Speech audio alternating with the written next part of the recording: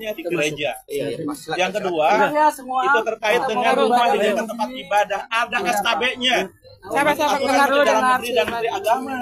Yang ini tidak di ntar dulu. prosedurnya. Kita sudah ada SKTL, sudah izin, jadi sudah melapor dan kita izin semua. Oke, gitu dulu. Sekarang masalah ibadah saja. Oke, ibadah sudah dilarang. Nah, emang ini statusnya gereja itu bukan gereja, Pak. Siapa yang bilang gereja? Siapa yang bilang gereja? Itu dia punya izin dari sananya gereja, tapi bukan bangunan bentuk gereja. Kak tidak paham. Bapak lihat suratnya, gitu loh. Itu aja udah jelas gereja. Suratnya gereja. Tidak. Bapak dibohongi. Kita nggak mau ibadah di sini. Kita nggak melarang ibadah, terserah. Ini kan Beribadah. lemah masalahnya bukan gereja. Ini Bab surat gereja. kalau rumah nggak beribadah. Lah kata siapa rumah tidak boleh beribadah? Kata siapa rumah tidak boleh beribadah, Pak? Jawab, Pak. Kata siapa rumah tidak boleh beribadah? Ya ampun, rumah saya dekat masjid loh di luar itu, tapi tidak pernah melarang kami beribadah. Rumah saya dekat masjid banget, tapi tidak pernah dari pihak RT pada pihak warga melarang untuk beribadah. Kalau rumah tidak bisa beribadah, berarti semua muslim tidak bisa beribadah di rumah dong. Sama dong sama kita. Jangan seenaknya ngomong tidak bisa beribadah. Itu cuma formalitas. Karena dari suratnya sana memang di mana-mana SK itu turunkan ada izinnya surat. Seperti itu. Tapi kan di rumah kan bukan gereja, dia tidak pun nulis depan rumah gereja. Yang penting kan kalau stempel kopi surat gereja. Semua di mana-mana tanda nama gerejanya. Kan di rumahnya juga tidak ada tulis gereja. Tempat gereja rumah. Iya, makanya dibilang kan kalau tidak boleh ada gereja, berarti tidak boleh ada masjid, sama dong. Masjid ada, gereja tidak boleh ada, tuh gimana ceritanya? Tidak bisa beribadah di rumah, itu undang-undang dari mana tidak bisa beribadah di rumah? Biar juga tetap kita selalu ada alasannya. Tadi Bapak tadi bilang tidak bisa beribadah di rumah, Ibu. Diam, Bapaknya bilang sendiri. Saya masih rekam dong. Saya mau beribadah tidak bisa beribadah, Ibu. Ya sudah, diam aja dulu. Kita tuan rumah. Kita berhak tamu masuk atau enggak, kita berhak juga. Saya tidak bisa beribadah, kita datang beribadah bukan cari ribut. Datang kayak gini ribut. Ini provokatornya sangat banyak dari kemarin. Ini kan jalan umum.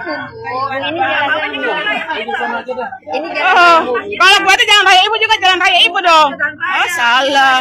kita cipta geraha. Saudara-saudara yang diberkati oleh Tuhan, itulah dia video cuplikan yang baru saja kita tonton tadi videonya. Dan di video itu kita mendengar ibu-ibu Kristen teriak dengan mengatakan bahwa mereka tidak boleh katanya ibadah di rumah.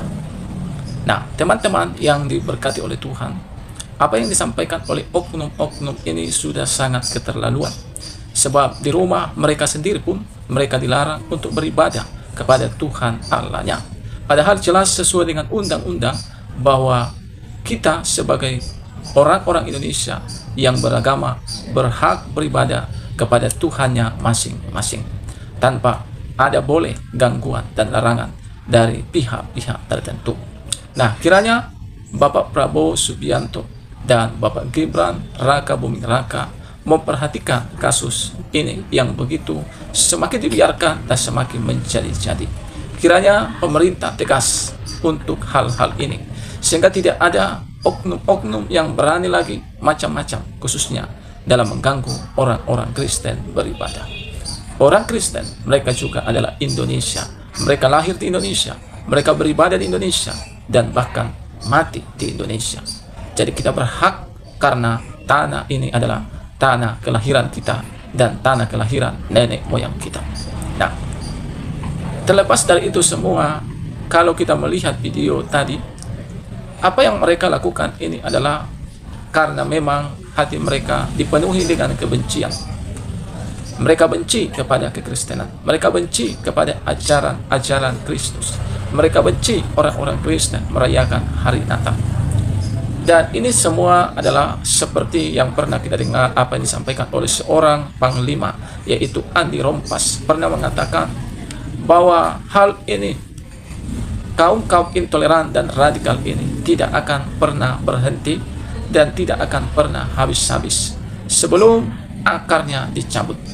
Sebab yang menimbulkan hal itu adalah para oknum-oknum ulama yang menceramahkan sesuatu yang menentang negara Kesatuan Republik Indonesia.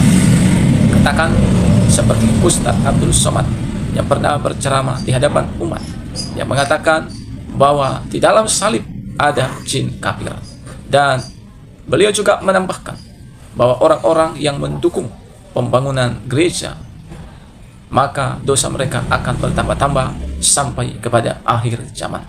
Inilah yang membuat mereka benci dan takut melihat orang-orang Kristen merayakan Natal, bahkan melihat orang-orang Kristen beribadah.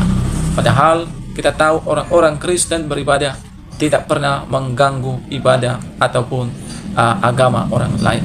Justru di dalam kekristenan diajarkan kasih. Ajaran Yesus mengatakan, kasihilah musuhmu, berdoalah bagi musuhmu, kasihilah sesama manusia seperti dirimu sendiri. Dan apa yang diajarkan dalam kekristenan seharusnya sangat membantu negara ini, sangat membuat negara ini juga tertolong karena ajaran-ajaran tersebut. Seharusnya pemerintah melindungi kekristenan, melindungi ibadah orang Kristen, karena mengingat jasa-jasa orang-orang Kristen. Dan kita melihat bahwa yang selalu membuat gaduh selalu dari oknum-oknum yang dari seberang. Teman-teman, kiranya video yang saya bagikan ini boleh menjadi pelajaran penting bagi kita semua, sehingga kita boleh bernegara dengan baik dan beragama dengan sadar dan waras. Kiranya Tuhan memberkati kita. Shalom.